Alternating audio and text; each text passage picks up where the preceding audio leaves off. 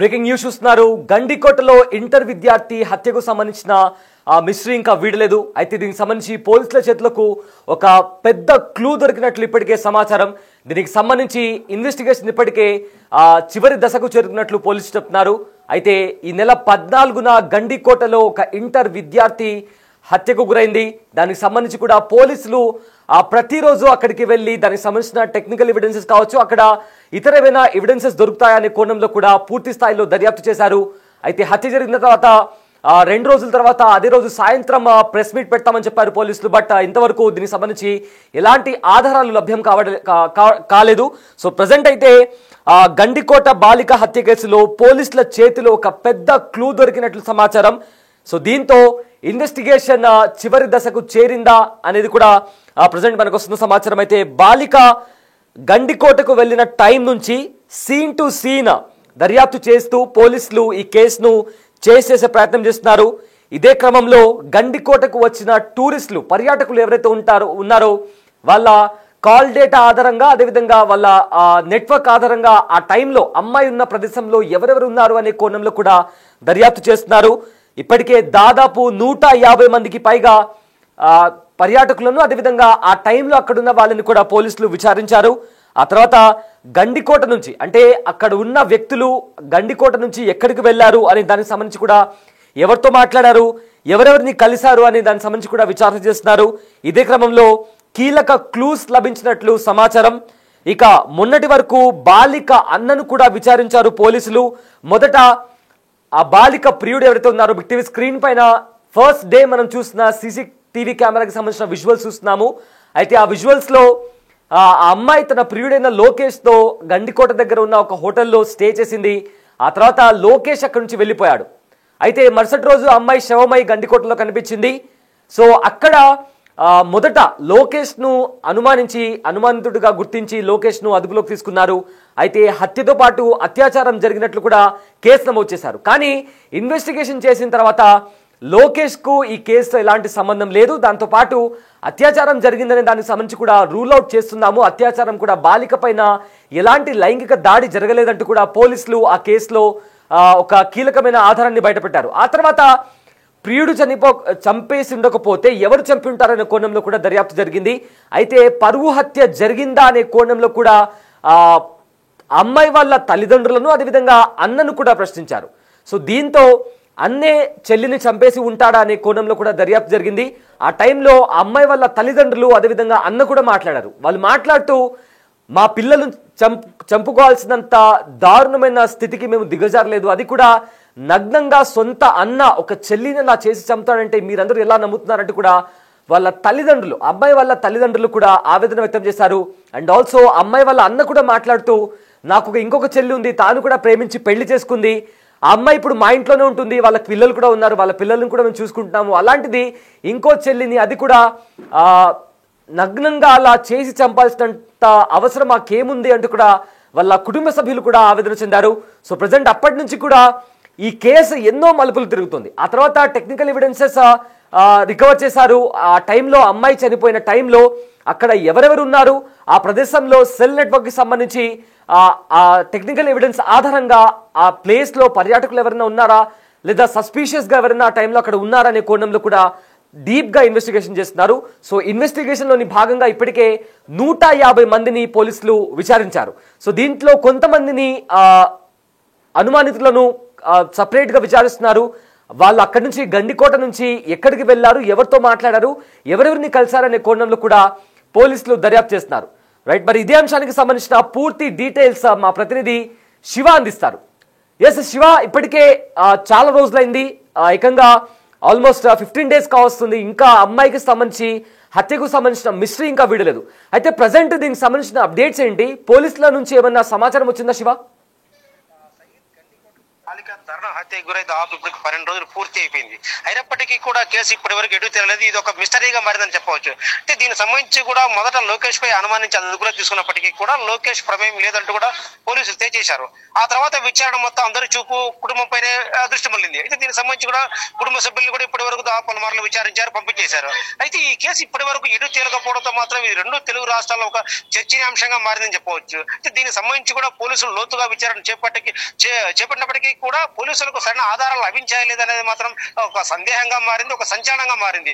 ఇంతటి పెద్ద ఘటన జరిగిన తర్వాత పోలీసులకు ఆధారం లేకుండా హత్యకు పాల్పడిన వారెవరు అనే కోణంలో మాత్రం ఇప్పుడు ఒక జిల్లాలో ఒక చర్చనీయాంశంగా మారింది. అయితే పోలీసులు మాత్రం ఇప్పటికీ ఎవరైతే కుటుంబ సభ్యులు ఉన్నారో వారితో పాటు వాళ్ళ మరి బంధువులు కూడా విచారించారు. అయితే ఈ కేసు ఎలాంటి పురోగతి లేదు.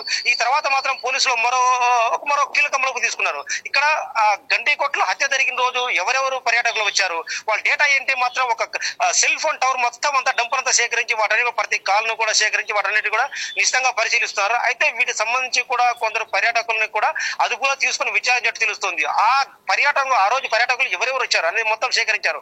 ఉదయం 8 గంటల నుంచి మధ్యాహ్నం 2 గంటల లోపు ఎవరెవరు పర్యాటకులు వచ్చారు, వాళ్ళ మొబైల్ నెంబర్లతో పాటు వాళ్ళు వచ్చిన వాహనాలను కూడా మొత్తం అన్నిటి సీసీ కెమెరాల ద్వారా పరిశీలించారు. ముఖ్యంగా ఆ ఘటన జరిగిన రోజు అక్కడ స్థానికంగా ఎవరి సిగ్నల్స్ ఉన్నాయి గండికోటలో, ముఖ్యంగా ఏదైతే హత్య జరిగిన ప్రాంతం ఏదైతే ఉందో ఆ ప్రాంతాన్ని మొత్తం నిశ్చితంగా పరిశీలిస్తున్నారు. అక్కడికి వచ్చిన సెల్ టవర్ ఆధారంగా కొద్దిమంది దాదాపు ఒక 5-6 మంది అనుమానితులను గుర్తించారు. వాళ్ళని కూడా ప్రస్తుతం పోలీసులు విచారిస్తున్నారు. అయితే ఇక్కడ ప్రధానంగా అంశం ఏంటంటే ఇక్కడ మొదట బాలిక ఏదైతే మాధవరాయ సంభవంలో అక్కడ ఉన్నట్టు కూడా కొన్ని ఫుటేజ్లు వచ్చాయి, అంటే కొన్ని ఫొటోస్ వచ్చి బయటకు వచ్చాయి.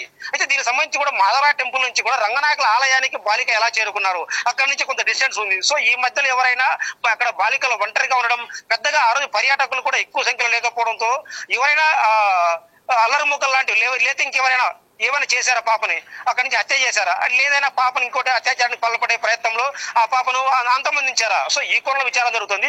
దీనికి సంబంధించి కూడా పర్యాటకులు ఆ రోజున ఒక లిస్టును సేకరించారు. వాళ్ళ కాల్ డేటా ఆధారంగా వాళ్ళందరినీ కూడా విచారిస్తున్నారు. సో ఈ నేపథ్యంలో అయితే పోలీసు దీనికి సంబంధించి కూడా క్లూస్ ఎలాంటి లభించినట్టు ఈ వార్తలతో బయటకు రాలేదు. అయితే వీరి కుటుంబ సభ్యుల ప్రమేయం ఉందా లేదా, వీటితో పాటు పర్యాటకుల ప్రమేయం ఎంత, ఈ కోణంలో మొత్తం విచారణ జరుగుతుంది. సయ్యద్ ఎస్, అయితే ఇప్పటికే అంటే చాలా రోజులు అవుతుంది, ఇంకా పోలీసుల నుంచి ఎలాంటి సమాచారం రాలేదు. అయితే ప్రెస్ మీట్ కూడా నిర్వహిస్తామంటూ కూడా చాలాసార్లు చెప్పినటువంటి పరిస్థితి కనిపించింది, అయినా కూడా సమాచారం రావట్లేదు. అయితే దీంట్లో ఇప్పుడు పర్యాటకుల కోణం కూడా ఒకటి వచ్చింది.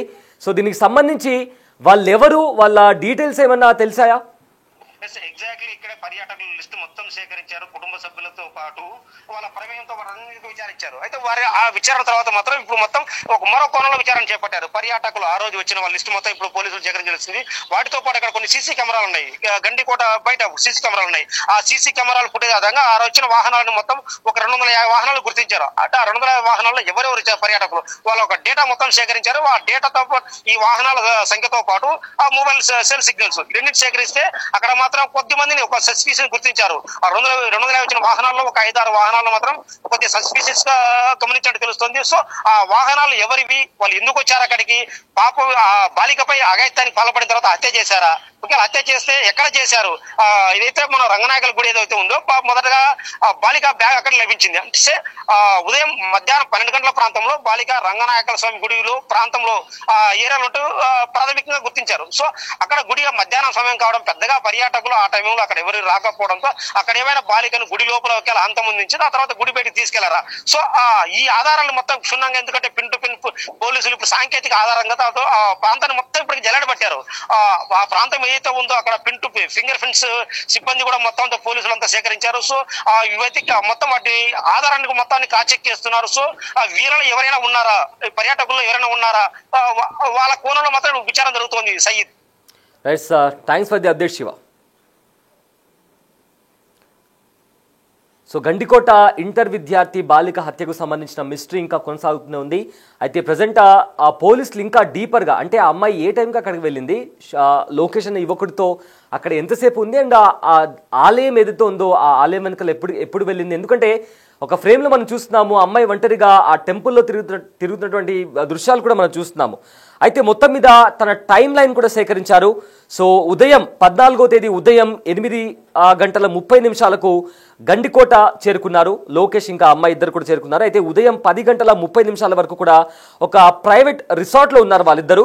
ఆ తర్వాత లోకేష్ ఇంకా అమ్మాయి గండికోటలో ఉన్నట్లు కూడా వాళ్ళ బాలిక అన్న గుర్తించినట్టు తెలిసింది. అయితే లోకేష్కు వాళ్ళ మేనమామ ఫోన్ చేసి అక్కడ వెళ్ళిపోవాలి అన్నట్టుగా కూడా చెప్పినట్లు సమాచారం. అయితే ఉదయం 10:49 గండికోట ముఖద్వారం నుంచి ఈ వైష్ణవి ఇంకా అమ్మాయి ఇంకా లోకేష్ వీళ్ళిద్దరు కూడా బయటికి వెళ్ళారు. అయితే తనను వదిలేసి లోకేష్ వెనక్కి వెళ్ళిపోతున్నట్టు దృశ్యాలు కూడా మనం చాలా క్లియర్గా సీసీ కెమెరాలో చాలా స్పష్టంగా చూడొచ్చు. అయితే ఆ తర్వాత మధ్యాహ్నం 12 గంటల వరకు ఒంటరిగా ఆ మైనర్ బాలిక అక్కడే తిరుగుతూ ఉంది. అయితే మధ్యాహ్నం 12 గంటల టైంలో అక్కడ ఆలయంలో ఉన్నట్లు కూడా కనిపించింది. ఆ దృశ్యాలు కూడా మనం బిగ్ టీవీ స్క్రీన్లోని ఒక ఫ్రేమ్లో కూడా చూస్తున్నాము. ఆ తర్వాత రంగనాయక స్వామి ఆలయానికి వచ్చినట్లు కూడా ఆధారాలు ఉన్నట్లు ఇప్పటికే తెలుస్తోంది. అండ్ నెక్స్ట్ రంగనాయక స్వామి ఆలయం దగ్గర అమ్మాయి ఉన్నట్లు కూడా సీసీటీవీ కెమెరాలో ఒక ఫుటేజ్ కూడా లభించింది. 14వ తేదీ రాత్రి అమ్మాయి కోసం గండికోటలో కుటుంబ సభ్యులు పోలీసులు వెతకడం ప్రారంభించారు. ఇక 15వ తేదీ రంగనాయక స్వామి ఆలయం వెనుక అమ్మాయి మృతదేహం లభించింది. ఇక 15వ తేదీ అక్కడ పోలీసులు చేరుకున్నారు. కంప్లీట్గా ఘటనా స్థలంలో బాలిక మృతదేహానికి కూడా అక్కడి నుంచి తీసుకుని పోస్ట్ మార్టం నిమిత్తం పంపించారు. అయితే పోస్ట్ మార్టం చేసిన తర్వాత బాలిక మృతదేహాన్ని కుటుంబ సభ్యులకు అప్పగించారు. 16వ తేదీ ఘటనా స్థలాన్ని డిఐజీ ప్రవీణ్ కూడా పరిశీలించారు. ఇక హత్య కేసులో అక్కడ పరిశీలించిన తర్వాత అమ్మాయి పోస్ట్ మార్టం తర్వాత అక్కడ రేప్ జరగలేదు అండ్ ఆల్సో ఇందులో లోకేష్ ప్రమేయం లేదంటూ కూడా డిఐజీ ప్రవీణ్ చెప్పడం జరిగింది. ఇక ఆధారాలు లభించాయని చెప్పి రాత్రి 9 గంటలకు మీడియా సమావేశంలో వెల్లడిస్తామంటూ కూడా డిఐజీ తెలిపారు. కానీ ఇప్పటి వరకు పోలీసుల నుంచి ఎలాంటి ప్రకటన రాలేదు. ఇప్పటికే 12 రోజులుగా విచారణ కొనసాగుతుంది. అయితే మైనర్ బాలిక అన్నలు ఎవరైతే ఉన్నారో సురేంద్ర ఇంకా కొండయ్య వీళ్ళను కూడా విచారించారు పోలీసులు.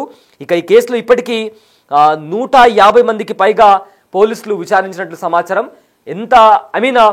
12 రోజులుగా విచారణ సాగుతోంది. ఫస్ట్ డే అయితే దీనికి సంబంధించి లోకేష్ను అరెస్ట్ చేశారు. ఆ తర్వాత అదుపులోకి తీసుకున్నారు. అదుపులోకి తీసుకున్న తర్వాత అతని ప్రమేయం లేదని చెప్పిన తర్వాత అతన్ని రిలీజ్ చేశారు. అండ్ ఆల్సో ఇందులో అత్యాచారం జరగలేదంటూ కూడా దాన్ని కూడా రూల్ అవుట్ చేసినటువంటి పరిస్థితి కనిపించింది. సో ఆ తర్వాత నెక్స్ట్ కుటుంబం పైన డౌట్ వచ్చి పరువు హత్య ఏమైనా చేశారనే కోణంలో కూడా దర్యాప్తు చేశారు. ఆ తర్వాత మళ్ళీ నెక్స్ట్ అక్కడికి వచ్చిన పర్యాటకులు ఎవరైనా ఆకతాయిలు ఎవరైనా అమ్మాయిని ఏమైనా చేశారనే కోణంలో కూడా దర్యాప్తు జరిగింది. సో ఫర్దర్గా ఒక పెద్ద క్లూ దొరికినట్లే ఇప్పుడు మనకు వస్తున్న సమాచారం.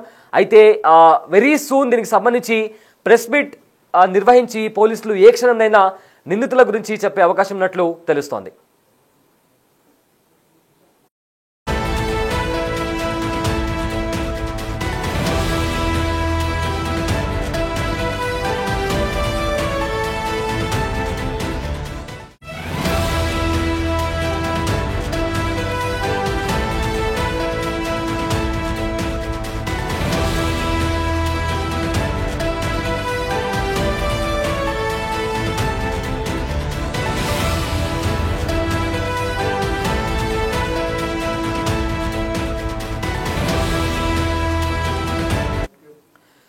విచారణలో భాగంగా పోలీసులు గండికోటలో అక్కడ క్లూస్ సేకరిస్తున్నటువంటి దృశ్యాలు కూడా మనం చూస్తున్నాము.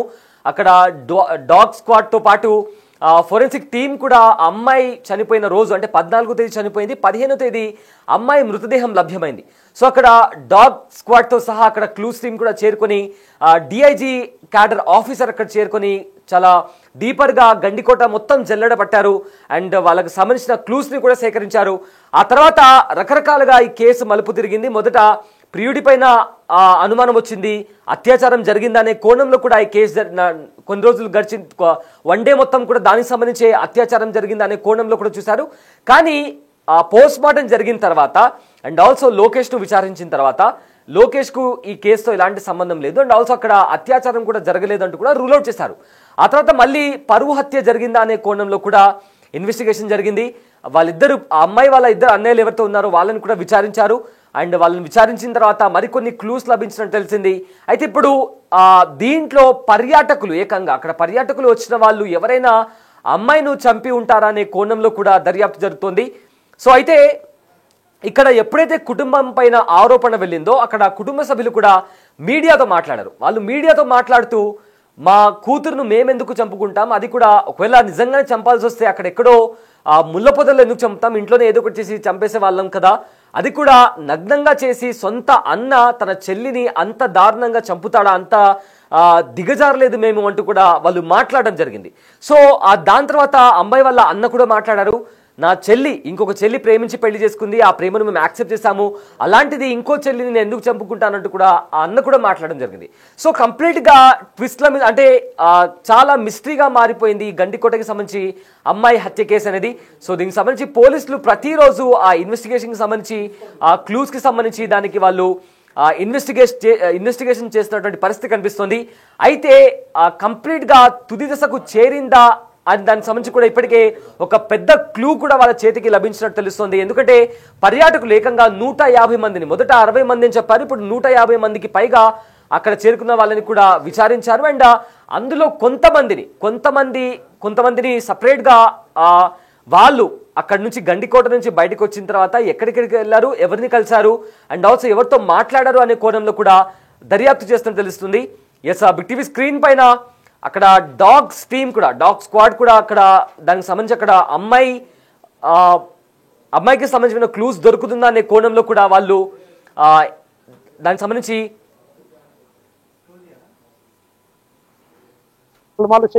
విచారించారు. అది విచారణ కొనసాగుతుంది. అయితే దీనికి సంబంధించి కూడా ఇప్పటి వరకు ఎలాంటి కేసులో ముందుకు రావట్లేదు. ఈ పోలీసులకు కూడా ఎలాంటి ఆధారాలు కూడా లభించేట్టు కూడా కనిపించట్లేదు. ఎందుకంటే ఇక్కడ ఇప్పుడు వచ్చింది డాగ్స్ టీమ్ కూడా చేరుకున్న తర్వాత అక్కడ చాలా డీప్ గా వాళ్ళు ఇన్వెస్టిగేషన్ చేసిన తర్వాత ఇప్పటికే ఆల్మోస్ట్ 12 days అవుతుంది. అయితే వెరీ సూన్ ప్రెస్ మీట్ నిర్వహించి నిందితుల గురించి చెప్పే అవకాశం కనిపిస్తోంది.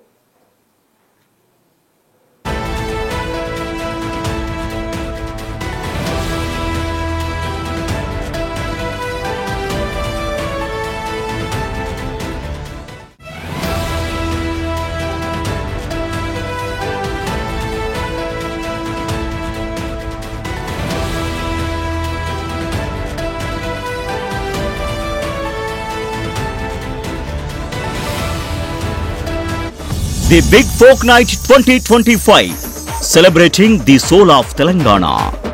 ఆగస్టు 23 సాయంత్రం 6 గంటల నుండి ఎల్బీ స్టేడియంలో. టికెట్స్ బుకింగ్ కోసం ఎంట్రీ వాలా యాప్ ను డౌన్లోడ్ చేసుకోండి.